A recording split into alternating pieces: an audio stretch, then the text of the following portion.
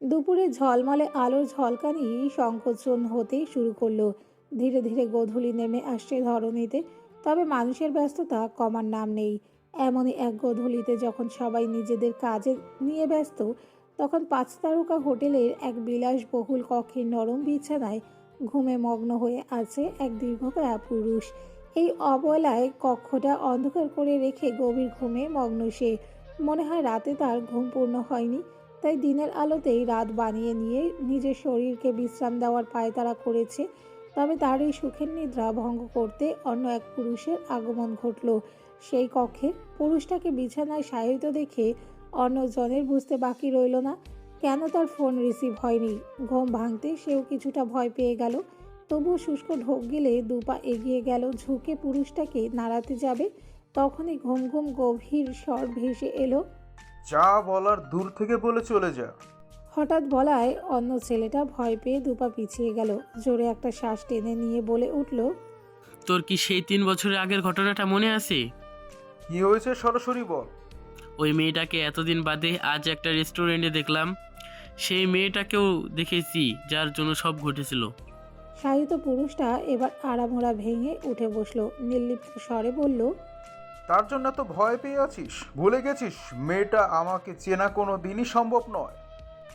রেস্টুরেন্টের সেই ছেলেটা বিরক্ত হলো, রেগে বলল, তোকে না চিনলেও আমাকে চেনার চান্স আছে।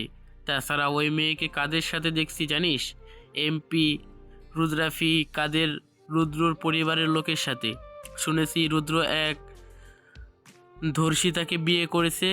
আমি ভুল না হলে ওই মেয়েটা রুদ্রর বউ। এবার ভাবতে পারছিস যদি এটা সত্য হয় আর রুদ্র সব জেনে যায়, তাহলে আমাদের সাথে কি করবে রুদ্র? জাস্ট খুন করে ফেলবে আমাদের। বিছানায় বসা লোকটাও যেন এক মুহূর্তের জন্য চিন্তিত হয়ে পড়ল। অস্পষ্ট স্বরে শুধালো, ঠিক দেখেছিস তো মেয়েটা সত্যি রুদ্রের বউ? অন্য ছেলেটা ভেবে বলল, ওর বিয়েতে আমি যাইনি, তাই দেখিনি ওর বউকে, কিন্তু আমি শিওর ওই মেয়েটাই হবে। বিছানায় বসে থাকা দীর্ঘকায়া পুরুষটি কিছু ভাবল, পরক্ষণে মুখের কোণে শয়তানি হাসি ফুটিয়ে তুলে বলল, চিন্তা করিস না, ওই হারামি আমাদের কিছুই করবে না। করবে তো তখন যখন জানতে পারবে। তার আগে যদি আমরাই ওর খেলা তামাম করে দেই। বলেই এক ভ্রু উঁচিয়ে তাকালো দাঁড়িয়ে থাকা ছেলেটার দিকে। এবার ওই ছেলেটার ঠোঁটের কোণে হাসি ফুটে উঠল। বিছানার দিকে এগিয়ে যেতে যেতে হাস্য মুখে বলে উঠল, এই না হলে দোস্ত, তুই তো আমার মনের কথাই বলে দিয়েছিস। শালাকে একদিন মরতেই তো হতোই। সেটা না হয় কিছুদিন আগেই করা যাক। জানিস ভাই, ওর বোন দুটো আরও সুন্দর হয়েছে রে। ছোট বোন তো অনেক বড় হয়ে গেছে দেখলাম, দেখলেই শুয়ে দিতে ইচ্ছে করে। বলে দুজনেই দুজনের চোখে চোখ রাখলো, যেন চোখে চোখে দুজনেই কোনো কথা সেরে নিচ্ছে। চোখে তাদের স্পষ্ট লালসা। পরক্ষণে দুজনেই উচ্চস্বরে হেসে উঠল। বিছানায় বসে থাকা ছেলেটা বলে উঠল, অনেকদিন হলো কোনো শিকার ধরা হয় না। লাইফটা কেমন বোরিং বোরিং হয়ে গেছে। নতুন কোনো খেলা শুরু করলে কেমন হয়। ঠিক বলেছিস, কিন্তু আগের মতো কোনো করলে চলবে না, এটা মাথায় রাখিস। বলে সে বিছানায় বসে পড়ল। আর বিছানায় থাকা ছেলেটা বিছানা থেকে নেমে দাঁড়ালো। উন্মুক্ত শরীরের খাঁজগুলো স্পষ্ট ভেসে উঠল। এগিয়ে গিয়ে টেবিলের ওপর থেকে পানি নিয়ে তাতে চুমুক বসালো। পরক্ষণে কুটিল চোখে বসে থাকা ছেলেটার পানে তাকিয়ে শান্ত স্বরে আওড়ালো, এবার থেকে যা করবো পুরো পরিকল্পনা মাফিক করব, ভুল হওয়ার কোনো অপশন থাকবে না। শুনে অন্য ছেলেটা খুশিতে বিছানায় টানটান হয়ে শুয়ে পড়ল। এটা দেখে দাঁড়িয়ে থাকা ছেলেটার রাগ হলেও কিছু বলল না। পুনরায় পানির বোতলে একটা চুমুক বসিয়ে ঠোঁট বাঁকিয়ে বিড়বিড় করে উঠল, খেলাটা তখন জমে ওঠে যখন দুই পক্ষ একই লেভেলের হয়। এবার তৈরি থাকিস রুদ্ধ কাদের, হয় তুই নয় আমি, দেখি কার জিত হয় অবশেষে। কাজ শেষ করে অফিস থেকে বের হতেই নাসিমকে দাঁড়িয়ে থাকতে দেখতে পেলেন আরব সাহেব। জামাই বাবা ফোন করে জানিয়েছিল ওনার সাথে কিছু কথা আছে, যেন তার অফিসে চলে যায়। এই জন্যই হয়তো এই ছেলেটাকে পাঠিয়েছে।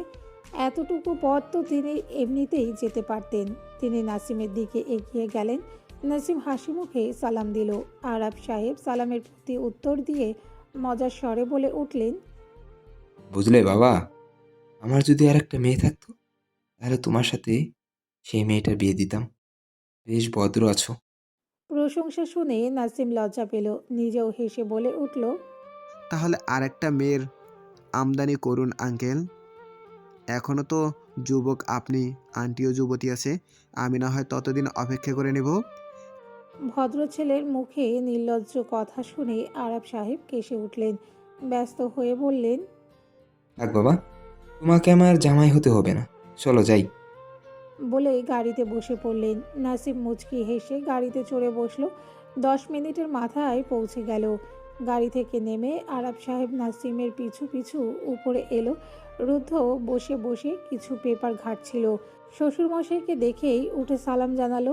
আরব সাহেব সামনে রাখা একটা চেয়ারে বসে পড়লেন। নাসিম ওনাকে রেখেই চলে গেল রুদ্ধর ইশারায়। রুদ্ধ নিজের চেয়ারে বসে আগে কুশল বিনিময় সারল। আরব সাহেব জবাব দিয়ে শুধালেন, হঠাৎ করে এখানে কেন ডাকলি, কি এমন বলতে চাও? রুদ্ধ শান্ত স্বরে বলে উঠল, কাল রাতে অদ্রিজা খুব প্যানিক করেছিল, যেন ওনার কোনো প্যানিক অ্যাটাক এসেছিল।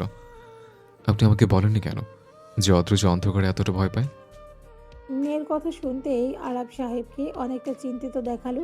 উদ্গ্রীব হয়ে শুধালেন, খুব খারাপ অবস্থা হয়েছিল বুঝি মেয়েটার? রাতে তো আমার সাথে কথা হয়েছিল, কখন হলো এমন? এখন কি ঠিক আছে মেয়েটা আমার? শ্বশুরকে উদ্গ্রীব হতে দেখে রুদ্ধ জোরে একটা শ্বাস ফেলে সান্ত্বনা দিয়ে বলল, একদম ঠিক আছে এখন। আপনি এটা বলুন, কবে থেকে মেয়েটার এমন সমস্যা? এর জন্য ডাক্তার দেখাননি?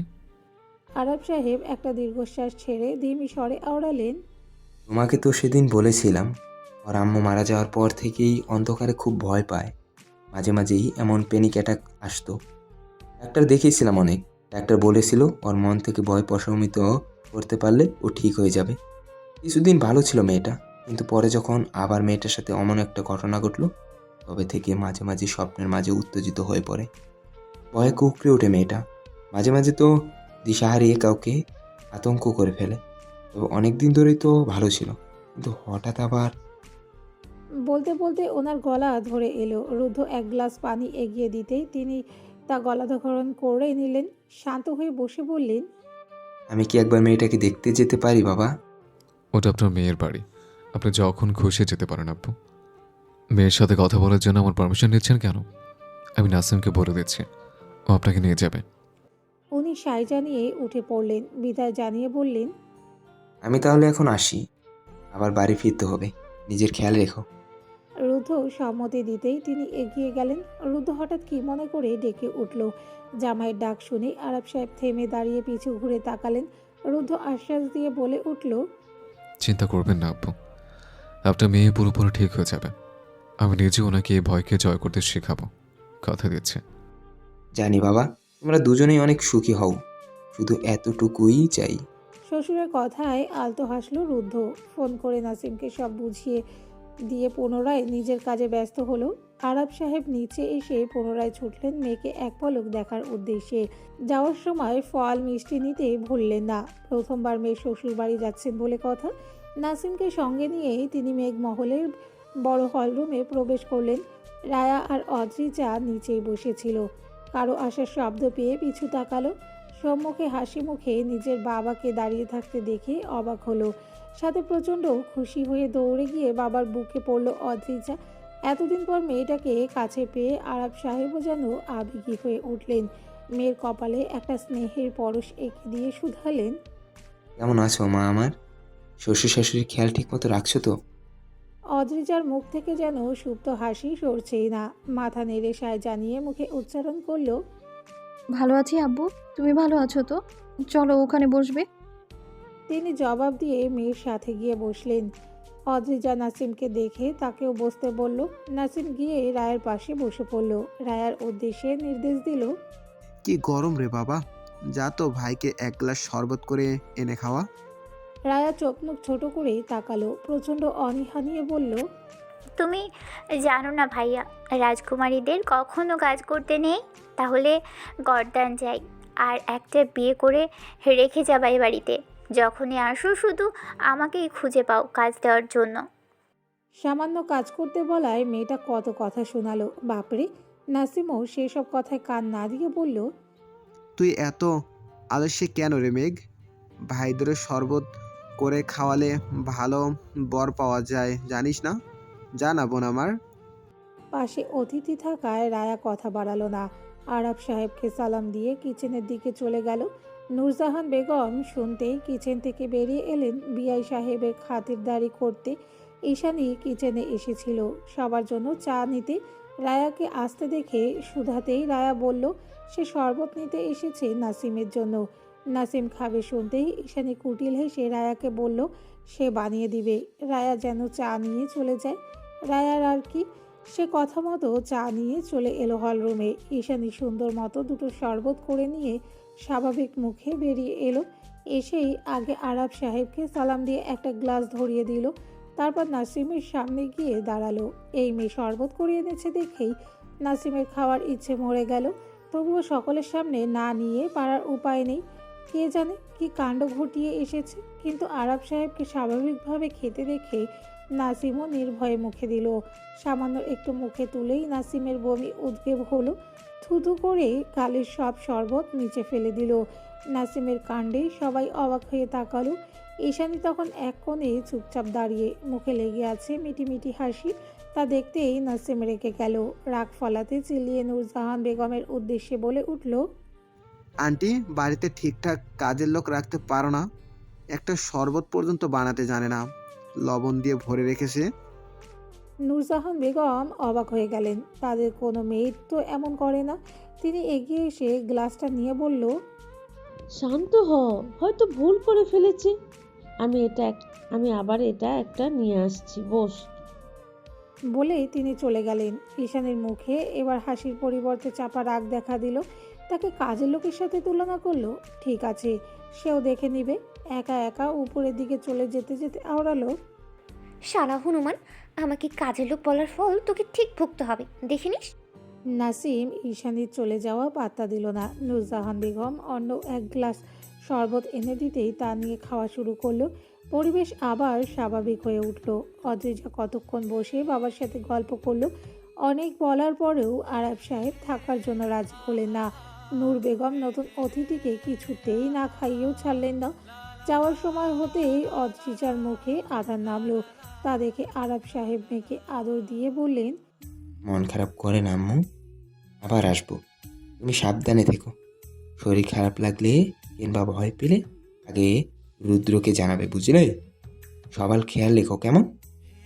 অদ্রিজা মাথা নাড়ল, ছোট করে বলে উঠল, তুমিও ভালো থেকো আপু। আর ভাইয়ার সাথে বেশি ঝামেলা করো না প্লিজ। বুঝিয়ে বলো, দেখবে বুঝবে ঠিক একদিন। আরব সাহেব কথা বললেন না, শুধু মেয়ের মাথায় হাত বুলিয়ে দিয়ে বেরিয়ে গেলেন বাড়ি থেকে। সাথে নাসিমও গেল। ভাইয়ের আজ্ঞা বলে কথা। অদ্রিজা সদর দরজা থেকে তাকিয়ে তাকিয়ে বাবার প্রস্থান দেখল। আজ আর রুদ্ধ খুব একটা দেরি করলো না। 10টার পূর্বেই বাড়ি এসে হাজির হলো। যদিও মেয়েটা আজ কিছুই রান্না করেনি। রুদ্ধ তাড়াতাড়ি আসাতে অদ্রিজাকেও আর অপেক্ষা করে থাকতে হলো না। রাতের খাবার সবাই একসাথেই খেয়ে নিল। খাওয়া দাওয়ার পাট চুকিয়ে রুমে আসতেই অদ্রিজার 10:30 পেরিয়ে গেল। এসে আগে বইপত্র নিয়ে বসলো। রুদ্ধ রুমে নেই।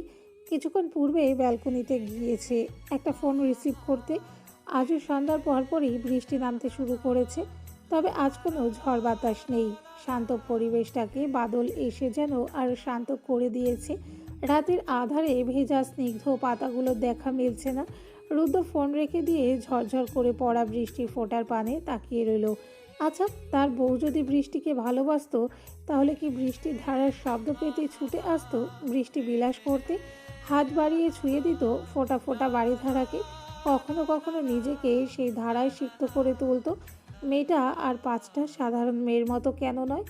এমন নয় সে খুব ভালোবাসে বৃষ্টিকে, কিন্তু তাদের সম্পর্ক যদি স্বাভাবিক হতো তাহলে কি এখন দুজন একসাথে দাঁড়িয়ে এই বাড়িধারা ঝরতে দেখতো? যখন শীতলতা এসে মেয়েটাকে কাবু করে নিত তখন সে সন্তর্পণে বুক আগলে নিত। এমন দিন কবে আসবে? আচ্ছা, সে যদি এখনই সময়টাকে বানিয়ে নেয় তাহলে? ভাবনা উদয় হতেই ছুটে এলো নিজের কক্ষে। ঠিক মেয়েটার নিকটে গিয়ে স্থির হলো। অধিকার নিয়ে মেয়েটার একটা হাত আঁকড়ে ধরে বলল, চলুন আমার সাথে বেলকনিতে যাবেন। কেন? কথাটা জিজ্ঞেস করার পূর্বেই টেনে নিয়ে গেল ব্যালকনিতে। বারান্দায় এখন আলোতে ঝলমল করছে। পাশে জলজ্যান্ত একটা মানুষ দাঁড়িয়ে আছে, তাই ভয়ে আজ আর মেয়েটাকে গ্রাস করে নিতে সক্ষম হলো না। কিন্তু এখানে কেন নিয়ে এসেছে বুঝতে না পেরে শুধালো।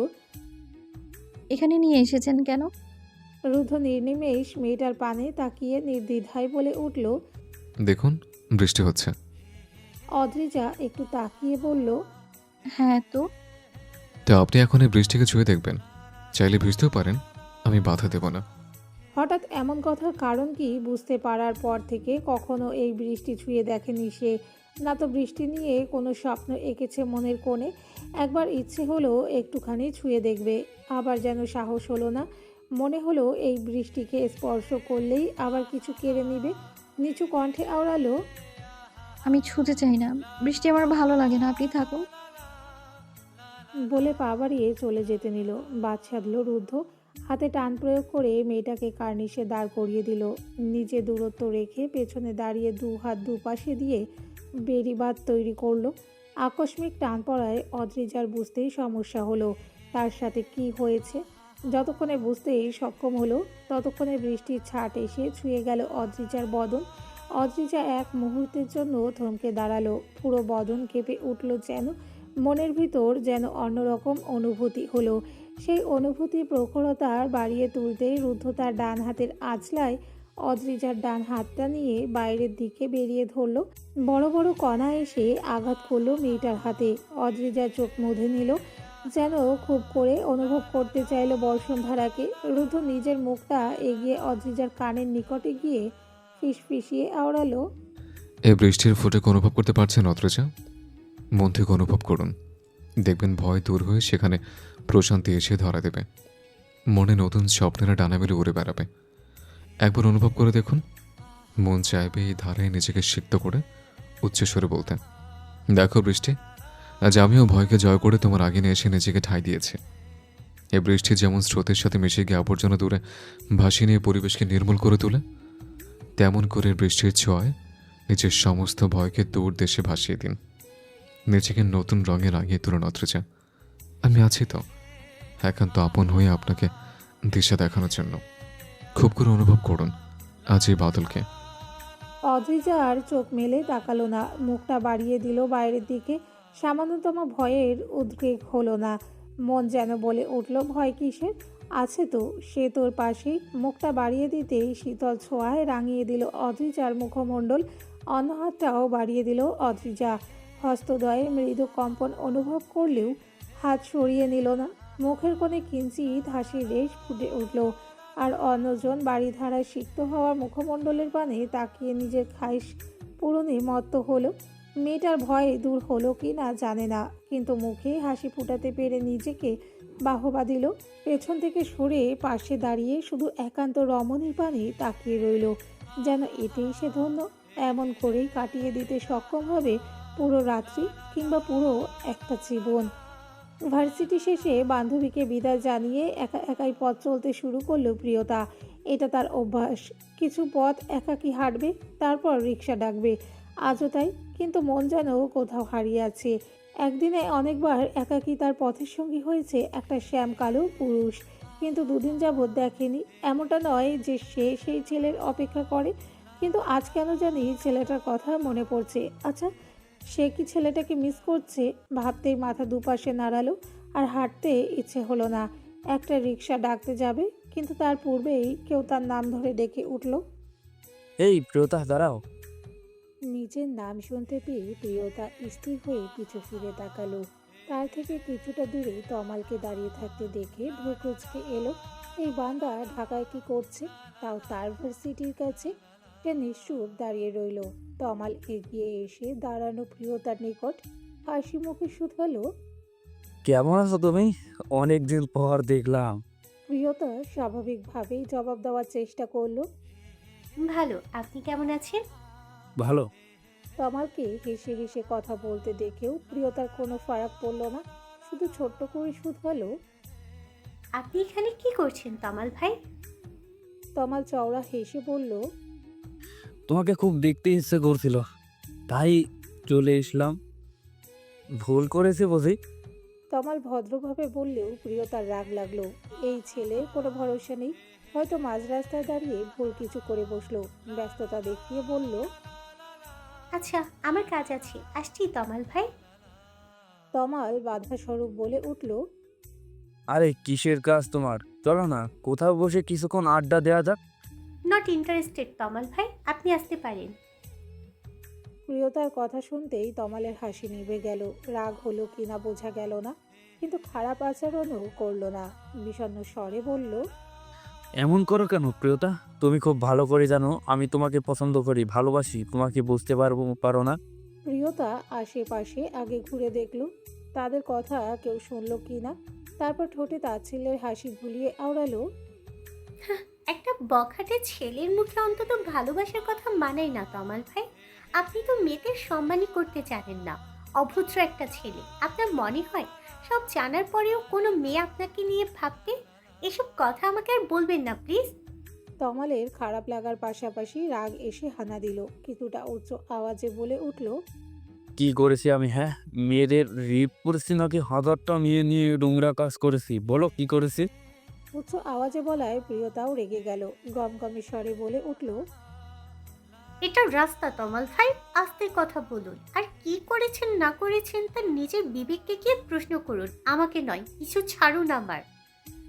তমাল নিজের রাগের কাছে হার মেনে বলে উঠল, যদি কিছু না ছাড়ি তাহলে কি করবে তুমি? হ্যাঁ, বেশি বকো না প্রিয়তা। একদিন তোমাকে এই বকাটের বই হতে হবে, দেখে নিও। জেগে জেগে স্বপ্ন দেখা বন্ধ করুন আর ভদ্র হতে শিখুন, না হলে কিন্তু ভুলে যাব আপনি আমার বান্ধবীর ভাই হন। তমাল চোখ বুঝে শ্বাস ফেলল। নিজের রাগকে দমানোর চেষ্টা চালালো। কতটুকু সফল হতে পারলো তা সেই জানে। প্রিয়তাকে কিছু বলবে তার পূর্বেই প্রিয়তার পিছু থেকে রোনাকে স্বর ভেসে এলো। এই মাঝ রাস্তায় কি হচ্ছে? বলতে বলতে কাছাকাছি এসে দাঁড়ালো। রোনাকে দেখতেই তমালের যেন আগুনে ঘি ঢালার মতো কাজ করলো। প্রিয়তার একই অবস্থা। যাকে কিছুক্ষণ পূর্বে মিস করছিল, এখন তার আগমনে বিরক্তকর লাগলো। রোনাকের দিকে তাকিয়ে বিরক্তি নিয়ে আওড়ালো, এই যে এসে গেছে আরেক নমুনা। এই, আপনাদের কাজ নেই যে আমার পিছু ঘুরে বেড়াচ্ছেন? আপনি কেন এসেছেন? হ্যাঁ, প্রতিবার মেয়েটার ভালো খারাপ সব কথা হজম করে নিলেও আজ আর নিল না। রক্তচক্ষু মেলে থমথমে কণ্ঠে বলে উঠল রোনাক, অন্যের রাগ আমার উপর ফলাতে আসলে চাপড়ে তোমার গাল লাল করে দেবো মেয়ে। চুপ থাকো একদম। প্রথমবার রোনাকের এত রাগ দেখে প্রিয়তার মুখ খা হয়ে গেল। স্বাভাবিকভাবেই একটা হাত তার গালে চলে গেল। ছেলেটা সত্যিই তাকে মারতে চাইল বুঝি। প্রিয়তার ভাবকে পাত্তা না দিয়ে তমালের পানে তাকিয়ে শুধালো, এখন বলো কি হচ্ছে এখানে? মনে হলো প্রিয় তোমার সাথে কমফোর্টলি কথা বলতে পারছিল না, তাহলে বিরক্ত কেন করছো? বিপরীতে তমালের এক গুয়ে স্বর ভেসে এলো, তার কৈফিয়ত আপনাকে দিতে বাধ্য নয় মিস্টার ভদ্রলোক। তাছাড়া ও তো আপনার আসাতেও বিরক্ত। তাহলে আপনি এখানে কেন এসেছেন? আমিও তার কৈফিয়ত তোমার মতো অভদ্র ছেলেকে দিতে বাধ্য নই। যাও এখান থেকে। তমাল এবার তাচ্ছিল্য হেসে বলে উঠল, আপনার কোথায় কেন যাবো?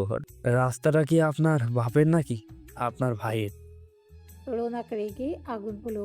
রাস্তা না হলে হয়তো তমালকে দুই এক ঘা মেরেও দিত। রেগে আওড়ালো, বেয়াদবি না করে যাও এখান থেকে, নাহলে ভালো হবে না বলে দিলাম। আচ্ছা, তা কি করবেন শুনে? শুনতে হবে না, দেখিয়ে দিচ্ছি, দাঁড়াও। এদের এই অবান্তর ঝগড়া দেখে প্রিয়তা আর নিজেকে সামলাতে পারল না। উচ্চ আওয়াজে চিৎকার করে উঠল, থামুন দুজন, দুটোই বিদেয় হন এখান থেকে, অসহ্য। এক চিৎকারেই দুজন থেমে গেল। আশেপাশের মানুষও থেমে প্রিয়তার পানে তাকালো। দুজনেই দীর্ঘশ্বাস ফেলে একে অপরের পানে অগ্নি দৃষ্টি নিক্ষেপ করলো। তারপর দুজন দুদিকে হাঁটা দিল। দুটোকে যেতে দেখে প্রিয়তা স্বস্তির শ্বাস ফেলল।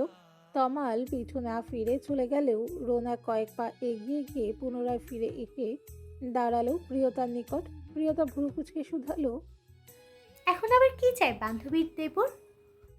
মেয়েটা যে এখনো রেগে তা বুঝলো রোনা।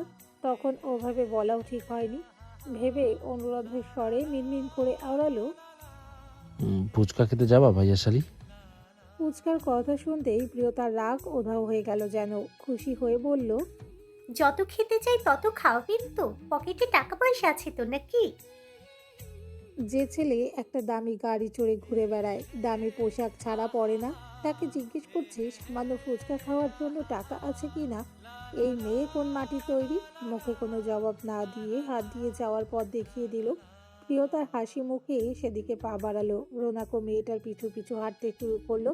তারপর একসাথে গাড়িতে চড়ে চলে গেল। দূর থেকে সব অবলোকন করলো তমাল। মেয়েটা তার সাথে তো গেল না, তাহলে এই ছেলের সাথে ঢ্যাং ঢ্যাং করতে করতে কেন চলে গেল? বুকের কোথাও কি কষ্ট অনুভব হলো? অভদ্র ছেলেটা যেন বুঝলো না তা। উল্টো ঘুরে ছন্দ ছাড়ার মতো পথ চলতে শুরু করলো। কতক্ষণ হাঁটলো জানা নেই। হাঁটতে হাঁটতে কোথায় এসে উপনীত হলো তারও খেয়াল নেই যেন। ঠিক ওই রাস্তার ধারেই দুটো বান্ধবীর সাথে হাঁটছিল রায়া। হয়তো গল্পে মত্ত ছিল, মুক্ত হাসি খেলা করছে ঠোঁটের কোণেই। হঠাৎ দৃষ্টিগোচর হলো তমালের মুখখানা। ছেলেটা যেমনই হোক তাদের আত্মীয়, এই ভেবে রায়া এগিয়ে গেল। মিষ্টি হেসে ডেকে উঠল। তমাল ভাইয়া, আপনি এখানে কেন? ডাক পেয়ে তমাল হাঁটা থামিয়ে রায়ার পানে ফিরে তাকালো। তীক্ষ্ণ চোখে কিছুক্ষণ তাকিয়ে থেকে পুনরায় হাঁটতে শুরু করলো। মুখে উচ্চারণ করলো, আমি বাচ্চাদের প্রশ্নের জবাব দেই না, আগে বড় হব তারপর প্রশ্ন করবা, বাড়ি দাও। রায়া ভ্যাবাচাকা খেয়ে দাঁড়িয়ে রইল। নিকট আত্মীয় বলে সে কথা বলতে এলো, আর এই ছেলে তাকে ইগনোর করে চলে গেল। আত্মীয় বলে একটু সম্মান দেখালো না, আর না তো ভালো মন্দ জিজ্ঞেস করলো। আবার বাচ্চাও বলল তাকে। তার বান্ধবী দুটো কি ভাবছে এবার? ছেলেটা আসলেই বেয়াদব। বিরক্ত নিয়ে উঁচু আওয়াজে বলে উঠল, যাতে তমাল শুনতে পায়। বই গেছে আপনাকে আর কিছু জিজ্ঞেস করতে। অসভ্য ছামড়া, এখনই ভাবিকে গিয়ে বলছি তার ভাই একটা বেয়াদব। গাড়িটা এসে থামলো একটা পার্কে। দুপুরের শেষ ভাগ বিধায় মানুষ অনেকটা কম, তবে যারা আছে তার বেশিরভাগই স্টুডেন্ট। মেয়েদের সংখ্যা অধিক। সবাই হয়তো ঘোরার চাইতে ফুচকা খাওয়ার জন্য বেশি করে ছুটি এসেছে। রোনাক চেয়েছিল ভালো কোনো রেস্টুরেন্টে যেতে, কিন্তু প্রিয়তা এক বাক্যে বলে দিয়েছে সে এখান থেকেই খেতে চায়। রোনাকও তা এক বাক্যে মেনে নিয়েছে। সে আদৌ বুঝে পায় না এই মেয়েটার সব কথা সে হজম কি করে করে নেয়। যেখানে অফিসের কেউ তার ইশারা ছাড়া এক পা চলে না। অনেকেই তো বলে সে রাগী হওয়ার সাথে সাথে অহংকারীও বটে। কতটুকু সত্য সে নিজেও জানে না। এটা ঠিক, সে ভাইয়ের মতো সব কিছুকে সহজভাবে গ্রহণ করতে পারে না। পছন্দসই না হলেও অনেক এমপ্লয়িদের সাথে খারাপ ব্যবহার করে ফেলে রাগের মাথায়। অফিসে তার নিয়মে চলাটাই সে পছন্দ করে। এতটুকুতে কি সে অহংকারী? জবাব পেল না রোনাক। গাড়ি থেকে নেমে মেয়েটার পিছু পিছু গেল। একটা দোকানের সম্মুখে এসে সেখানে রাখা একটা চেয়ার টেনে বসে পড়ল। মেয়েটা নিজে অর্ডার করতে গেছে বলে সে আর গেল না। আশপাশটা ভালো করে তাকিয়ে দেখলো, পার্কটা খারাপ নয়। অনেক ধরনের দোকানপাট আছে, তবে এমন দোকান থেকে সে সাধারণত খাবার কখনো খায়নি। অনেকটা খুঁতখুঁতে টাইপের সে। আসার সময় মেয়েটা জেদ ধরল সে না খেলে মেয়েটা একা খাবে না, তাতেও রাজি হলো। কিন্তু কেন করছে সে এমন? কদিন ধরে বারবার মেয়েটার কাছে ছুটে আসছে, সময় কাটাচ্ছে। কখনো তো কোনো মেয়ের জন্য এমন হয়নি, তাহলে এই মেয়ে কেন? জবাব পাওয়ার আশায় মেয়েটার পানে ফিরে তাকালো। মেয়েটা দোকানের সাথে হেসে হেসে কথা বলছে। কি বলছে এমন করে? নিজের মতো ভাবতে ভাবতে সেদিকে তাকিয়ে রইল সে। প্রিয়তা দাঁড়িয়ে দাঁড়িয়ে কথা বলছে দোকানের সাথে, ভালো করে বুঝিয়ে দিচ্ছে তার জন্য কিভাবে ফুচকা বানাতে হবে। কথা বলার ফাঁকে একবার রোনাকের দিকে ফিরে তাকালো। লোকটা তার পানেই তাকিয়ে আছে, কিন্তু এসব নিয়ে কোনো মাথা ব্যথা হলো না। হঠাৎ মনে পড়লো ছেলেটা তাকে থাপ্পড় মারতে চায় বলেছিল। এটা বলা সাহস কি করে হলো এই ছেলের, যেখানে তার মা বাবা ভুল করেও তাকে এসব কথা বলেনি। মারা তো দূর, দুদিন এই ছেলের সাথে একটু হেসে কথা কি বলেছে, আর এই ছেলে অধিকার ফলাতে শুরু করেছে। এই ছেলেকে তো আজকে দেখে নিবে সে, ভেবে আধ ফাঁসি উপহার দিয়ে চোখ ফিরিয়ে নিল। দোকানিকে কিছু বলে এগিয়ে গেল রোনাকের দিকে। সামনাসামনি একটা চেয়ারে বসে পড়লো। হাসি হাসি মুখে শুধালো, কখনো ফুচকা খেয়েছেন? আদেও খেতে পারেন তো এইসব? রোনাক স্বাভাবিক স্বরেই বলল, হ্যাঁ খেয়েছি তো। এই তুমি জানো, আমি আর ভাইয়া সাথে নাসিম তিনজন মাঝে মাঝে ফুচকা খাওয়ার প্রতিযোগিতা করতাম। আমি অনেকবার জিতেছি বুঝলে। বলে কলারটা নাচালো। প্রিয়তা সেসবে পাত্তা না দিয়ে ভাব দেখিয়ে বলল, অনেকবার কিন্তু প্রতিবার নয়। আর আমাকে জীবনে কেউ হারাতে পারেনি জানেন। রোনাক এক ভ্রু উঁচিয়ে তাকিয়েই রইল। এই মেয়ে নিশ্চয়ই ভাব নিচ্ছে। এমন তাকানো দেখে প্রিয়তা গলা খাকারি দিয়ে বলে উঠল, আরে সত্যি, বিশ্বাস না হলে হয়ে যাক একটা বাজি। আপনি জিততে আপনি যা বলবেন আমি তাই করব, তবে মাত্র একবারের জন্য। কিন্তু যদি আমি জিতে চাই তাহলে আপনি আর আমার ভার্সিটির সামনে আসতে পারবেন না, ঠিক আছে? সবই ঠিক ছিল, কিন্তু শেষ কথাটা শুনতেই রোনাকের মুখ পাংশুটে বর্ণ ধারণ করলো। অত কিছু না ভেবে বলে উঠল, ঠিক আছে, আমি রাজি।